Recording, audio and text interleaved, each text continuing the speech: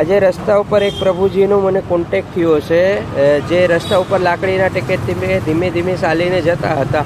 મેં જોયું તો એના પગમાં કંઈક ઈજા થયેલી હતી. ત્યારબાદ મેં એને નામ પૂછ્યું તો એનું નામ રાજેશભાઈ હતું. તો મેં એને કીધું કે ચાલો હું તમારું ડ્રેસિંગ કરી આપું. અમે કોઈ બી જાતનો સારી નથી ફ્રી ઓફમાં, પણ તમે રોજ માટે તમે અહીં બેસજો, હું આવીશ ને તમારું ડ્રેસિંગ કરી દઈશ.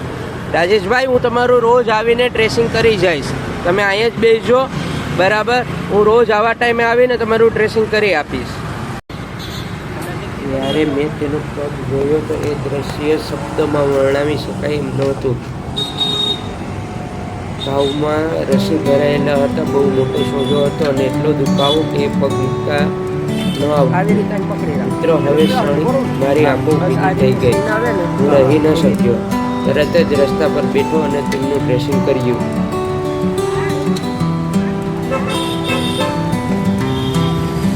પ્રભુજી, હવે ચિંતા ના કરો. જ્યાં સુધી તમારો પગ સંપૂર્ણ રીતે સારો નહીં થાય ત્યાં સુધી હું દરરોજ આવી મફતમાં ડ્રેસિંગ કરીશ.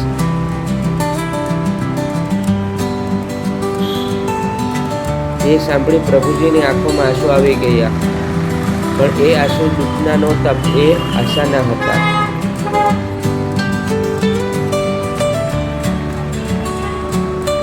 મિત્રો, પ્રભુજીની વાત નથી. આવો અનેક દર્દીઓ છે જે શહેરોમાં હોસ્પિટલ સુધી પહોંચી શકતા નથી, કારણ કે નબળાઈને કારણે, ક્યારેક આર્થિક પરિસ્થિતિને કારણે અને ક્યારેક સહારો ન હોવાથી. એવા દર્દીઓ સુધી પહોંચે છે સૌરાષ્ટ્ર હેલ્થ મિશન. એમના ઘર સુધી જઈ મફતમાં સેવા આપીએ છીએ. ડ્રેસિંગ, ઇન્જેક્શન, દવા, જે જરૂર હોય એ બધું. જો તમારી આસપાસ કોઈ દર્દી હોય અને હોસ્પિટલ લઈ જવું મુશ્કેલ લાગે તો યાદ રાખજો, સૌરાષ્ટ્ર હેલ્થ મિશન હંમેશા તમારી સાથે છે.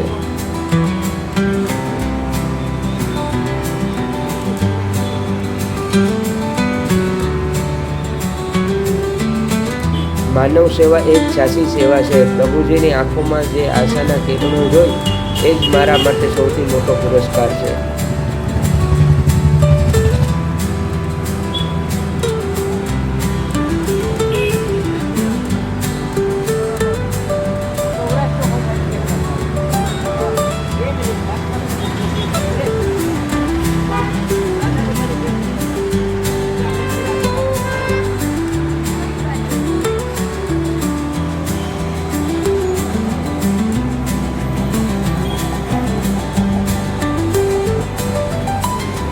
મિત્રો, તમારી પાસે નમ્ર વિનંતી છે કે આવો સંદેશ વધુમાં વધુ શેર કરજો, અમારી સાથે જોડાઓ અને અમને સપોર્ટ કરો અને દરેક પીડિત દર્દી સુધી આ સેવા પહોંચી શકે એ માટે સૌરાષ્ટ્ર હેલ્થ મિશન માનવતાની સેવાને સપોર્ટ કરજો. બસ આજ સાથે અમારી ટીમને લાઈક,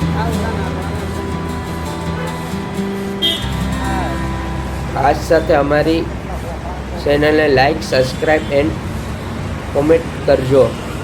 વધુમાં વધુ લોકોને શેર કરજો, જેથી અમે આવા લોકો સુધી પહોંચી શકીએ. બસ આજ સાથે પ્રભુજીનું ડ્રેસિંગ પૂરું કરીએ છીએ.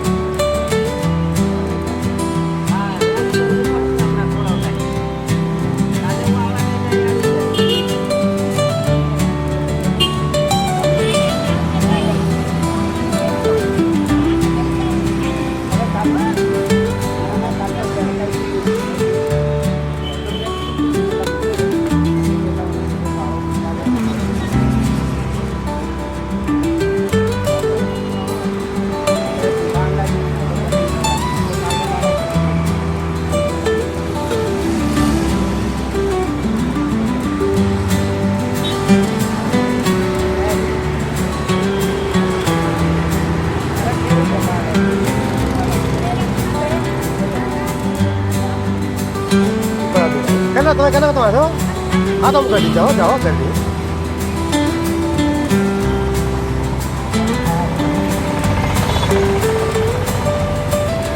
ઓકે